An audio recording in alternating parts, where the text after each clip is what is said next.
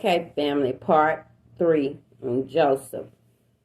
Genesis 41. I'm going on in. It's a lot, so I want to just keep it moving and going on in.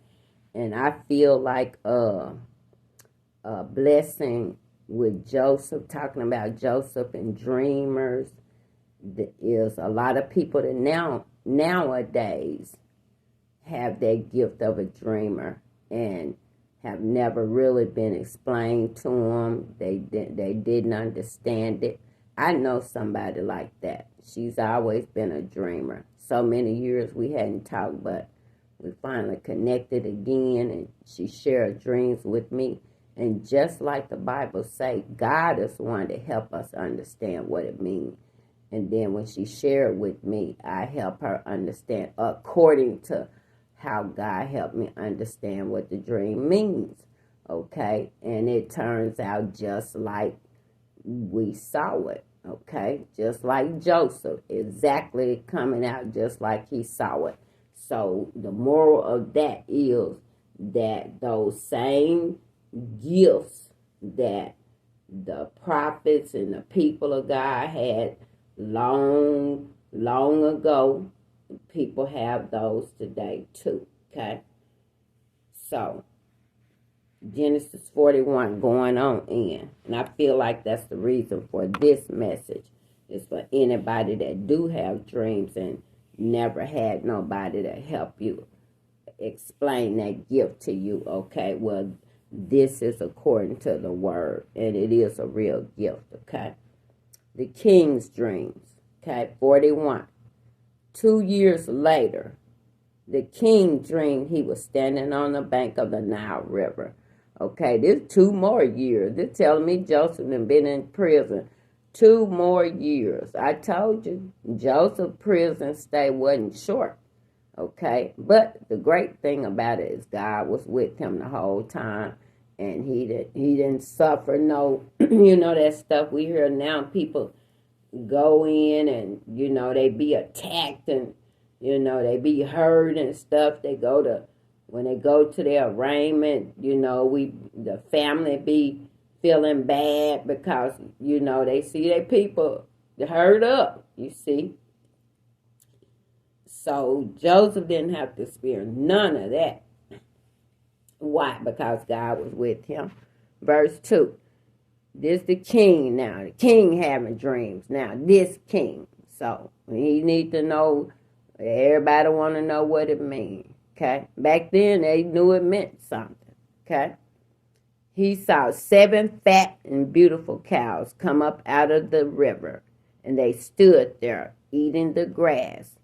Then 7 more cows came up out of the river, but they were thin and ugly. They stood beside the 7 beautiful cows on the bank of the Nile. The 7 thin and ugly cows ate the 7 beautiful fat cows. Then the king woke up. The king slept again, and a second time. In his dream, he saw 7 full and good heads of grain growing on one stalk. After that, 7 more heads of grain sprang up, but they were thin and burned by the hot east wind. Then the thin heads of the grain ate the 7 full good heads. Then the king woke up again, and he realized it was only a dream. The next morning, he was troubled about these dreams, so he sent for all the magicians and the wise men of Egypt. The king told them of his dreams, but no one could explain their meaning to him. Then the chief officer who served wine to the king said, "Now I remember something I promised to do, but I forgot." Okay. There was a time when you were angry with the baker, and me and you put us in prison in the house of the captain of the guard. In the prison, we each had a dream on the same night, and each dream had a different meaning. A young Hebrew man, a servant of the captain guard, was in prison with us. When we told him our dreams, he explained their meanings to us. He told us each man the meaning of the dream, and the things happened exactly as he said they would. I was given back my old position and the baker was hanged. So the king called for Joseph. The guards quickly brought him out of the prison and shaved and put on clothes and went on before the king. Okay? Now, Joseph, he coming in again to explain all what happened, what went on in that dream that nobody else could explain. Okay? We kind of know a lot about that. So what I'm going to do is go on to when Joseph is made ruler over Egypt. Because, see, after Joseph was able to explain that dream, then the king went on and rewarded him. And that's when he came on with it and became that second in command. And I want to get on to that, okay? Now, I'm going to start at 41:33. And then I'm going to go on to Joseph is made ruler. Okay, 33. Okay, so let the king choose a man who is very wise and understanding and set him over the land of Egypt. And let the king also appoint officers over the land and should take 1/5 of all the food that is grown during the 7 good years. This is Joseph telling them what to do. They should gather all the good food that is produced during the good years that are coming, and under the king's authority, they should store the grain in the cities and guard it. Okay, we done been through this.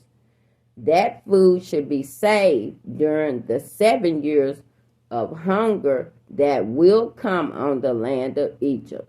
Then the people in Egypt will not pass during the 7 years of hunger. Okay, and I'm going on into when he became ruler.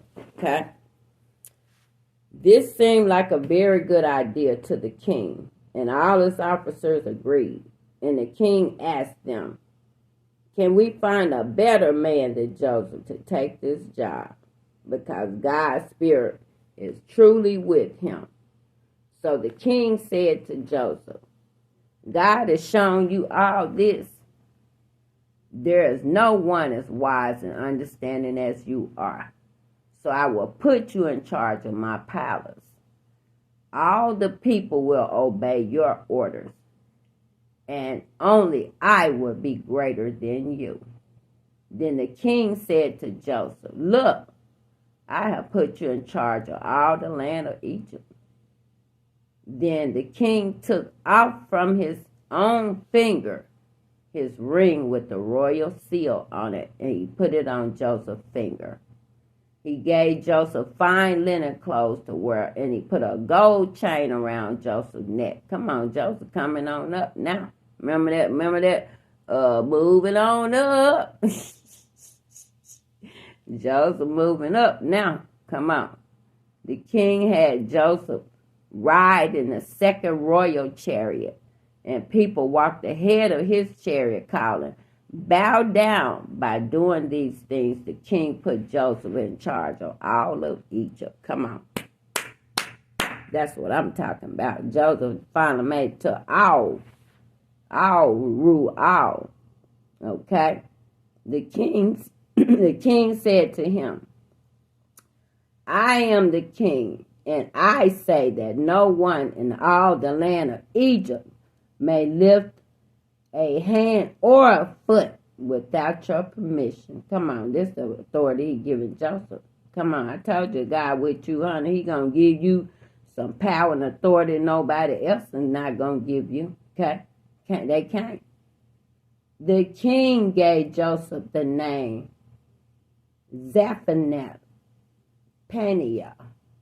He also gave Joseph a wife named Asenath, who was the daughter of Potiphar, priest of On. So Joseph traveled all the land of Egypt. Look, Joseph ended up with a wife too. Remember that, honey?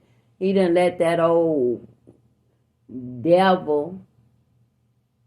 Well, she did get him in trouble anyway. But you see why when you do good, how God always bring good to you. At this time, Joe wasn't looking for no wife, but look, he got one.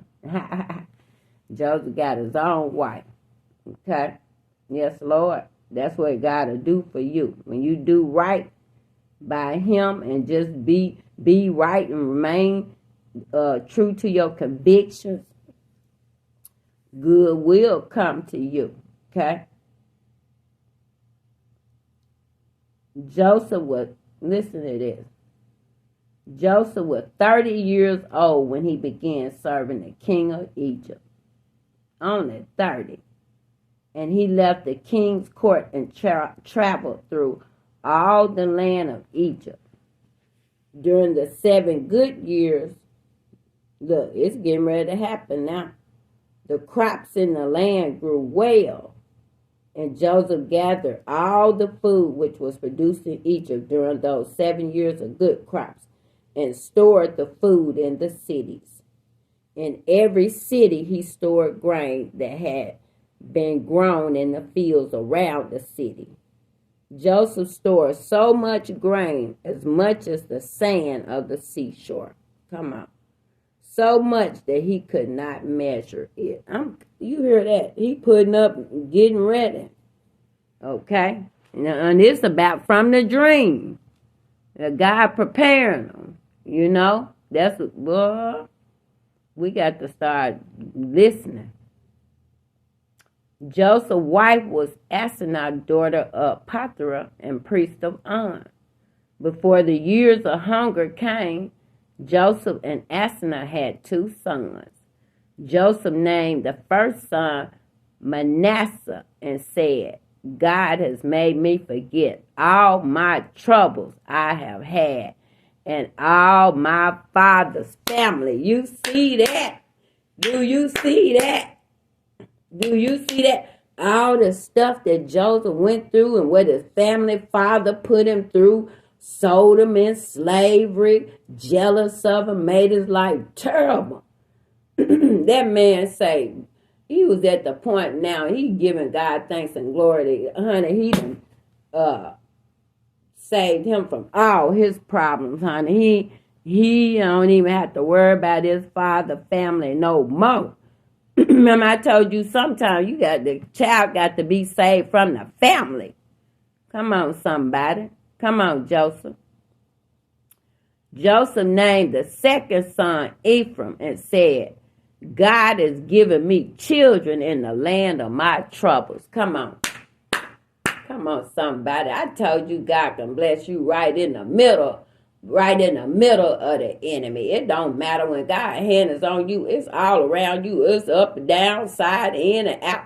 It's like that shield. Remember like on Star Trek and they had that shield whenever it was working right. Whenever it was working right and it went down. Well, honey, couldn't nothing penetrate through that, could it? Come on. That's the way it is with God. When God is with us, honey, wherever we go, wherever we end up at, we gonna be blessed. It's just simple as that.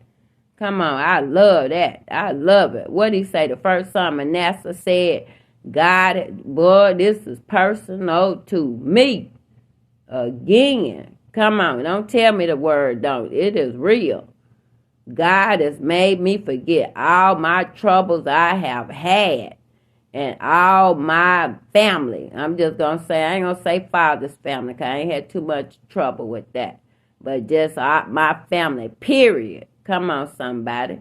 Yes, Lord. That's my testimony. Joseph named the second son Ephraim and said, God has given me children in the land of my troubles. Come on, thank you so much, Father. I know the children he getting ready to give me is just going to be his children. His children, the ones that want love, the ones that's ready for love, the ones that, haven't had it. That's the driven purpose of my mission, is to be there for people that have not had it. Man, woman, boy, and girl, mostly women and children, though. I know, I've been there myself. That's why. Okay? And I have a passion for it. I do. It's not something I want. It's just there. Okay? I want it better for women and children. Come on. And anything, if I can say anything, I definitely will. Okay? That the least I can do. Okay? The 7 years of good crops came to an end in the land of Egypt. And I'm going out on this one. I'm not going to make it long. Then the 7 years of hunger began. Come on, just like the dream way over there. Now this 2 years later. Okay, that king had that dream. Okay, but it show you that what he seen them years before is happening now. Okay, somebody tell you something gonna happen. It might take some years, but you better believe when it start happening. You need to remember that somebody told you. Okay. Then the 7 years of hunger began, just as Joseph had said. In all the lands, people had nothing to eat. But in Egypt, there was food. The time of hunger became terrible in all of Egypt, and all the people cried to the king for food.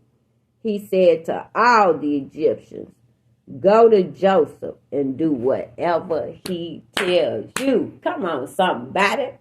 Come on, somebody. God done raised Joseph up to the point so it's so much trouble going on in the land. Look, here, this boy that come out of slavery, been falsely accused and all that. Come on. Boy, that didn't stop God from raising him up, did it? Come on. All in the worst time of the land. What? But he was in such command. What that king say? Whatever y'all need, y'all go to Joseph and do whatever he tell you to do, because he in charge. Come on, somebody. This is one of my favorite stories. I tell you. The hunger was everywhere in that part of the world. And Joseph opened the storehouses and sold grain to the people of Egypt, because the time of hunger became terrible in Egypt. And all the people in that part of the world came to Joseph in Egypt to buy grain, because the hunger was terrible everywhere in the part of that world. Come on, somebody. Come on. I'll pick up with the next part when we're going to talk about when he run into his brothers again.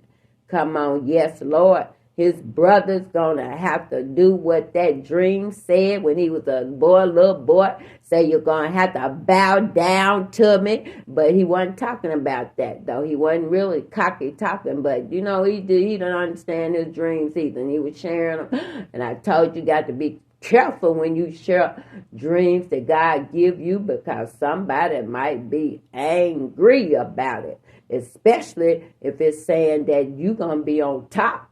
Okay, in any kind of way.